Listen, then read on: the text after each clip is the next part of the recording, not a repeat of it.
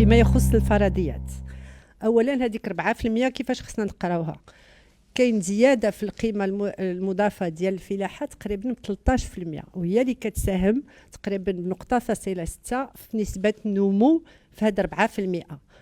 الى حذفنا القطاع الفلاحي، نسبه النمو اللي كاينه في هذا القانون الماليه في القطاعات الاخرى كتمثل 2.6%. هاد 2.6% ما جات لان كاين تدابير في الاستثمار العمومي، كاين ان شاء الله استثمار في القطاع الخاص، كاين واحد الحيويه في جميع القطاعات الاقتصاديه اللي شفنا في الصادرات، في السياحه. شفنا الارقام ديال 2023 وكان 2022 راه ما اشتغلوش 3 شهور الاولى، كان كل شيء مغلوق، والوقت اللي يرجعوا السياح للبلاد راه عاوتاني كان خصنا واحد شهرين ولا 3 باش تعاود تحرك العجله ديال السياحه. اذا 2.6% في هذه القطاعات كتبان معقوله، ويمكن طموحه شيئا ما، ولكن معقوله وكتاخذ بعين الاعتبار الظرفيه اللي كنعيشوها والارقام اللي كاينه عالميا. فيما يخص نسبه التضخم ديال 2%، اولا خصنا نقارنوها لان في 2022 اللي شفنا الزياده الكبيره في الاسعار. اليوم تيبان تقريبا شفنا غير البترول كاين نقص، كنا في 100 وشي حاجه ودابا كاين توقعات ديال 93.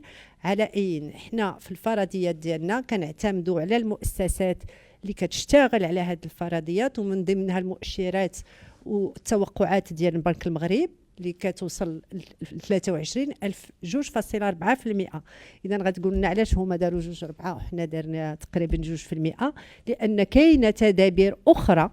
هما بنك المغرب عندهم مسؤوليه ديال السياسه النقديه والتحكم في التضخم مباشره، ولكن كذلك عنده وقع غير مباشر على الاقتصاد، في حين التدابير اللي كتقوم بها الحكومه عبر قانون الماليه هي اللي غتوفرنا الوسائل باش هذاك 2.4% تولي 2%.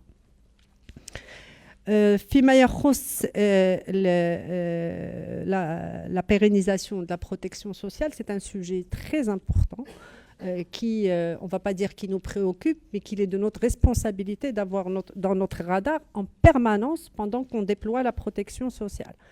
3/3, on va dire, de la population marocaine, 1/3 qui est assuré depuis des décennies, qui doit continuer, on va dire, à payer, on va dire, sa protection sociale. 1/3 que sont les familles les précaires qui sont aujourd'hui dans le système de Ramed et que l'État va financer pour avoir accès au même panier de soins. Et 1/3 qui sont les autres forces vives du pays, les professions libérales, les artisans, les commerçants, qui vont contribuer, qui sont rentrés aujourd'hui dans le système. On finit d'ici fin de l'année 2022. Donc sur cette population, il faut qu'on facilite les moyens de recouvrement, bien sûr, de leurs cotisations, c'est important.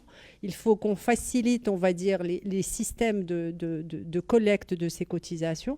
Mais pour pérenniser, il faut aussi, à travers la réforme de la caisse de compensation, mettre aussi, on va dire, un effort supplémentaire de l'État, sans compter bien sûr la contribution de la cohésion sociale qui pendant ces années est aussi un mécanisme dédié à la protection sociale. Donc c'est un exercice qui a été, on va dire, réfléchi sur le long terme, qui doit être monitoré au quotidien. C'est extrêmement important parce que la démographie change, la consommation de la santé change, et ça aussi, il faut qu'on y travaille. Sur la protection sociale, il y a un service, il y a une consommation. Aujourd'hui, typiquement, sur les médicaments, ça nous coûte plus que 30% de la facture de santé. Donc, il y a des mesures à côté pour accompagner l'industrie du médicament. Il faut que notre pays soit souverain dans l'industrie du médicament. Il y a des mesures dans le projet de loi de finances pour baisser les droits d'importation sur les médicaments. Donc, c'est un sujet qui va nous occuper tout au long, on va dire, de la vie de la protection sociale et sur lesquels on va continuer à vous informer et travailler. S'agissant du fonds Mohamed VI, donc effectivement, nous sommes très heureux qu'il puisse être opérationnalisé dans les prochaines semaines. Alors, par rapport aux 30 milliards, donc, ce que nous avons fait, c'est que nous avons discuté avec l'ensemble des institutionnels marocains pour leur exposer, on va dire, la vision, la structuration du fonds et pour recueillir, on va dire, leurs attentes par rapport au fonctionnement. Beaucoup de questions sur la gouvernance du fonds, parce que chaque investisseur veut contribuer au déploiement de la stratégie du fonds pour l'économie marocaine, mais veut aussi des garanties sur une bonne gouvernance du fonds dans les choix des investissements, dans l'exécution des investissements.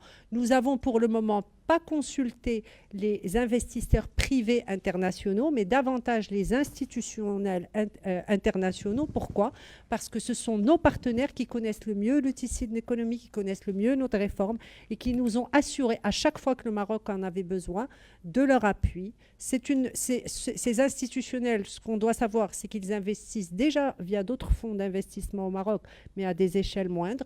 Donc, ils connaissent cette industrie, ils connaissent, on va dire, la rigueur et la discipline des équipes de gestion et ils nous ont assuré que ce projet les intéressait, toujours avec les mêmes, on va dire, garanties qu'on doit donner sur la vision claire, la stratégie d'investissement et sur la bonne gouvernance du fonds, extrêmement important pour qu'il fasse part de la décision.